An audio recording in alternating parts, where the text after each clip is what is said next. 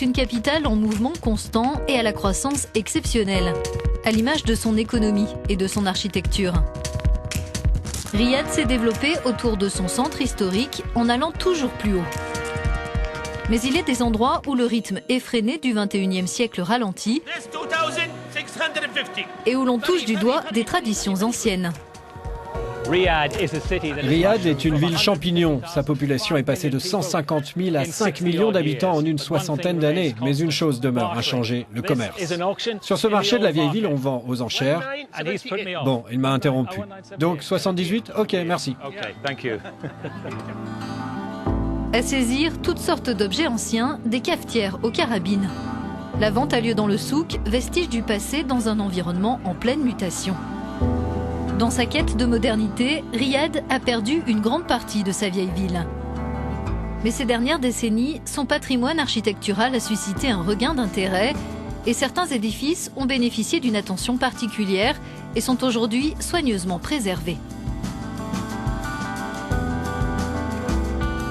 C'est le cas de la citadelle de Masmak, où le roi Abdelaziz, fondateur de l'Arabie saoudite moderne, a pris le pouvoir. Un site désormais ouvert au public. Je viens de temps en temps et j'amène mes enfants pour qu'ils voient ce qu'est notre histoire et qu'ils comprennent ces efforts qui sont faits. Au moins, ils commenceront à penser à ce qu'ils pourraient faire eux aussi dans l'avenir. Un autre bâtiment restauré, le Palais du Roi. Il est aujourd'hui la pièce maîtresse d'un quartier historique où se trouve également le Musée national.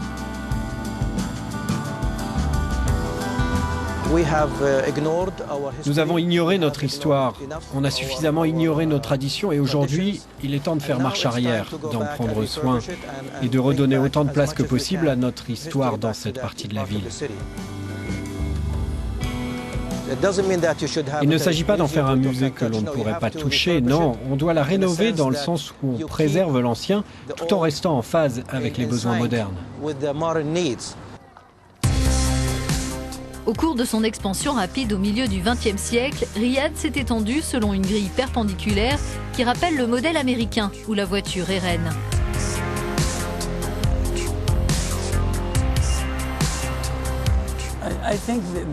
Je pense que c'est un problème international.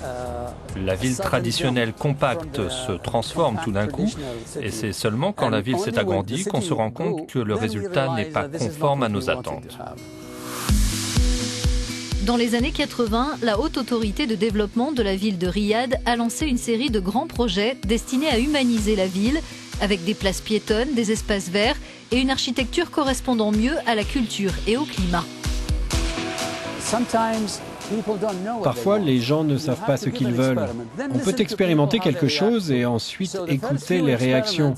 Nos premières expérimentations ont montré combien les gens avaient besoin d'espaces publics. Je crois que Riyad est désormais une ville dont les habitants peuvent vraiment profiter. Aujourd'hui, le statut de la voiture est en passe d'être remis en cause. Un réseau doté de 6 lignes de métro sur 176 km permettra bientôt de soulager les rues encombrées de Riyad. Je pense que ce projet va totalement changer le style de vie des habitants parce qu'il permettra une meilleure organisation de leur vie et de leurs activités. Quand vous prenez votre voiture, vous ne savez jamais à quelle heure vous allez arriver.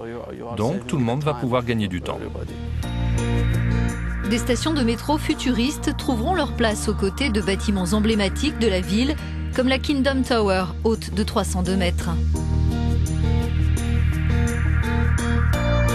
Dans le centre commercial situé à ses pieds, on peut acheter de tout, de l'électronique au parfum en passant par des bijoux, dont cette bague ornée d'un diamant à plus d'1 million d'euros. Le complexe offre aussi une vue imprenable.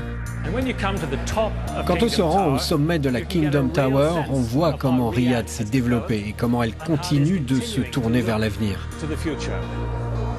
Dans notre prochain Saudi Arabia Life, nous rencontrerons des étudiants qui se construisent un avenir ici à Riyad. Rendez-vous sur Euronews.